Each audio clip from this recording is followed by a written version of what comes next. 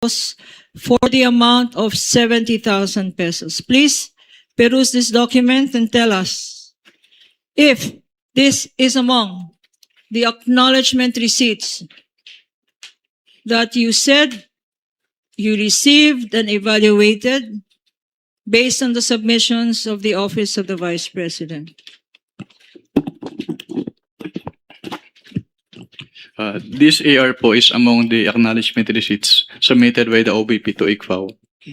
Before we go to this particular exhibit, in the name of Mary Grace Piatos for 70,000 pesos, tell us, Mr. Witness, ano ba talagang ibig sabihin ng acknowledgement receipt? Well, kapag sinabing acknowledgement, actually wala siyang provision dun sa joint circular, pero ito kasi ay parang proof of na-receive noong payee yung binayad sa kanya. So, acknowledgement receipt, as the name suggests, acknowledges na na-receive. Na-receive niya yung payment from the payor po. So, ina-acknowledge ng isang Mary Grace Piatos na tumanggap siya ng magkano? Based from this acknowledgement receipt po, tumanggap po si Mary Grace Piatos ng 70,000 pesos for the payment of rewards, close and open parenthesis, medicines. Ano, bakit dalawa to? Payment of rewards tsaka medicines. Anong ibig sabihin? Ang binayad sa kanya na reward ay gamot? Hindi ko po ma-determine based on this document alone po, kaya po kami nagpapasubmit ng additional documents. And also, since it is payment of rewards po, hindi rin po enough lang na acknowledgement receipts. Kailangan din pong makomply yung provision noong joint circular as to the payment of rewards. Okay. So, itong Mary Grace Piatos acknowledgement receipt ay sinasabi mo na violation ito ng joint circular. Bakit? Dahil hindi po ito properly supported by document evidencing success po, which is required under 4.8.5 of the joint circular 2015-01. Okay. Incidentally, Mr. Witness, pag merong pangalang Mary Grace Piatos, kayo ba ay nag-i-investigate o kasama ba ng post-audit nyo ang mag-ascertain sino ba itong Mary Grace Piatos? Since what we do po is compliance audit, so ang naging basehan lang po namin ng audit ay kung ano yung nakalagay or piniprescribe ng Joint Circular 2015-01. Pero dun sa Joint Circular naman po kasi, hindi naman nakalagay doon na kailangan tingnan namin yung recipient ng payment. Okay. I will show you another document. Mark for the prosecution, Attorney Peña, P-1-8-619. Another Piatos, name Rene Piatos. Pakibasa. The amount is 100. Counsel is Renan Piatos. Renan Piatos. Renan Piatos. Ang amount 110,000 pesos. At ang date ay 12/27/2023, being flashed on the screen for better appreciation of the Honorable Impeachment Court.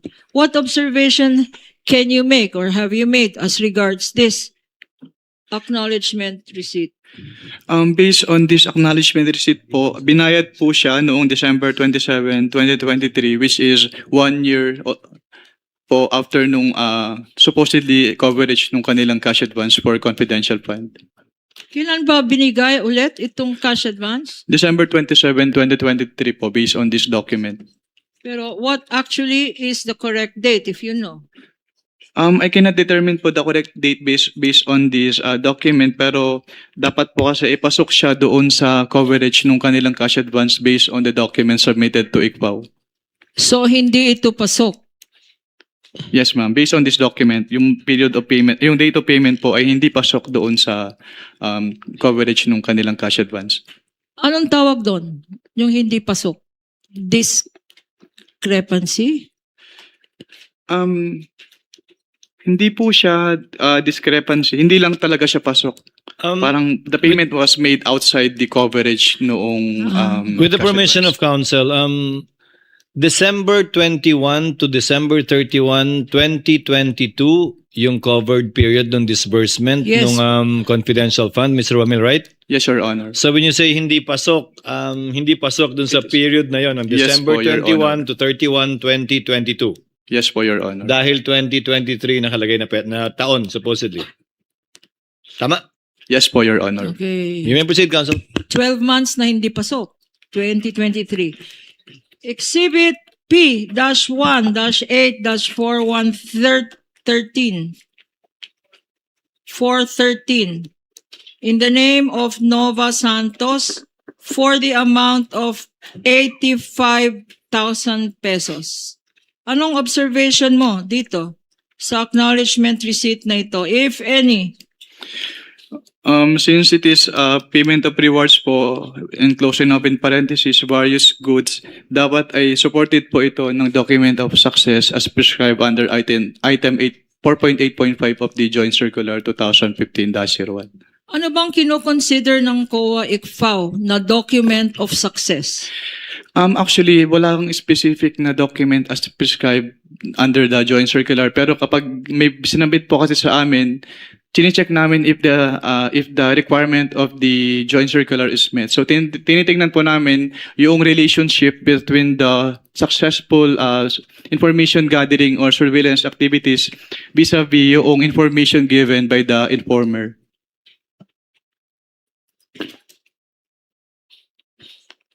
I'll show you now.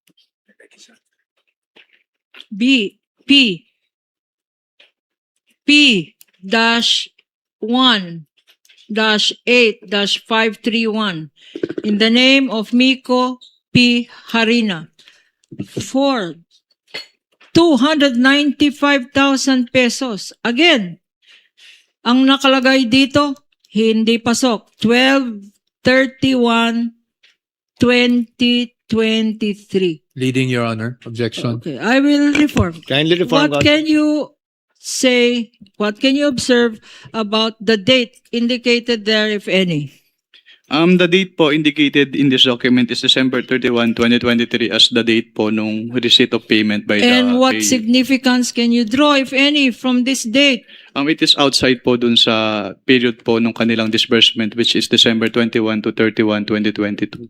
And the purpose? Ano yung purpose na naka-indicate dyan? Ang nakalagay po ay payment of purchase supplies. Okay. Itong purchase supplies na ito, 295,000 worth of purchase of supplies. What documents, if any, were submitted Ang sinamit to po nila, indicate ano ang mga supplies worth 295,000 na binili nung 1 year after, 12/21/2023. Meron bang dokumentong sinubmit? At kung meron, ano-ano yun? wala po silang document na sinabit. Ito lang pong acknowledgement receipt. P-1-8-643 in the name of Janice Marie Revilla. Na-investigate mo ba kung kamag-anak to ni Senator Bong Revilla? Mr. Witness? Mr. Witness? That is beyond na po of our scope of audit. Okay. And the amount is 70,000 pesos. Again, for purchase of information dated 12/28/2022. Any observation on this acknowledgement receipt? Wala naman po akong nakitang observation dito sa acknowledgement receipt na ito. Since yung purchase of information is among those allowable expenses naman po under the Joint Circular 2015-01. Patiting. P-1-8567 for 150,000 pesos. 12/23/2022. Parang hindi katiting ito.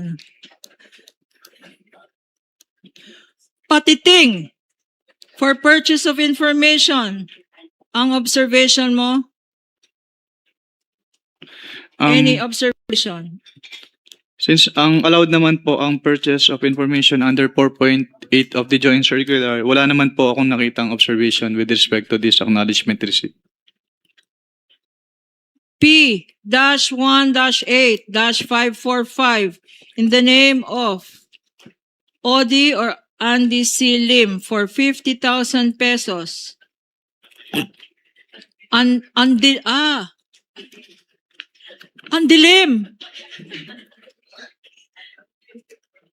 Kanya ko pala hindi mabasa. Andilim. Para kay Andilim. 50,000 pesos. Ang date, 12/21/2023. Ano ang observation mo ulit? Kung meron man. Yung date of payment po, December 27, 2023 is out. Kung merong andilim, siguro dahil Objection, pikit. Your Honor. I'm sorry, but I've been giving leeway to opposing counsel, but I think she's been coloring, the contents of the documents more than what is shown in Your the Honor, I'm document just reading. It itself. says here. And No, counsel Your Honor. can it says andilim. I think you It's the know my way it point, Your sounds, Your Honor. Honor. It's like patiting. That's the way it's spelled. And the next one, maybe you will object again. It's Alejandro A. Pikit. I was gonna say, kanya siguro madali. May pikit ang mata. Pikit. Exactly, Your Honor, our point, Your Honor. Pikit. Counsel for the panel of prosecutors. I think you know what the counsel for the respondent is talking about. Yes. Kindly proceed accordingly. Okay, Alejandro A. Pikit, P-18-544 for 90,000 pesos. And the date here, again, is 12/21/2023. Purchase of information. Any observation, Mr. Witness? Yung date of payment po na December 21, 2023 based on this document is outside po doon sa kanilang period of disbursement. Okay. P-1-8-556 being shown to you and flashed on the screen is for Fiona Byong for 80,000 pesos, 12/22/2022, also for payment of information. Any comment, Mr. Witness? Wala naman po akong particular observation on this AR kasi yung purchase of information is allowed naman po under 4.8 of the Joint Circular. And the last two, also for payment of information, P-1-8-654 for Cisfronio Balsac for 70,000 pesos, and P-1-8-615 for Gabriel S. Bisaya for 70,000 pesos. 12/27/2022. Any observations, Mr. Witness? Yung date of payment po na December 27, 2023 which is outside the coverage po nung kanilang period of disbursement. Now, having shown you selected few of these 845 acknowledgement receipts, can you confirm now that the ones shown to you and those that are part of your summary stated in your tabulation are the documents submitted to you by the Office of the Vice President by way of liquidation of monies allegedly paid to alleged payees and for alleged purposes? Yes po, ma'am. I will go now to the Office of the Vice President. What happened next, if any? From what period po yung tinatanong niyo, ma'am? From the date of After you received the response of the Office of the Vice President, what action did you take, if any? I evaluated po the response, the explanation contained in the response as well as the documents po attached in the response, and nag-issue po kami ng notice of suspension dahil hindi pa rin po compliant yung kanilang submission sa ICFAO. Again, can you remind us what a notice of suspension is? Based on the Joint Circular 2015-01, notice of suspension is a written notification to the head of the agency and the agency accountant, informing them of the temporary disallowance in audit of the disbursement because it appears that the disbursement is illegal, irregular, or improper, and that they are required to submit an explanation or justification or the documents being sought in the notice of suspension or both po. If a notice of suspension is shown to you, P-1-13-A, which is a common exhibit with the defense, would you be able to identify the same? Yes, ma'am. And for better appreciation of the Honorable Impeachment Court, we will Assisting be counsel of flashing the both same parties on may the screen. approach.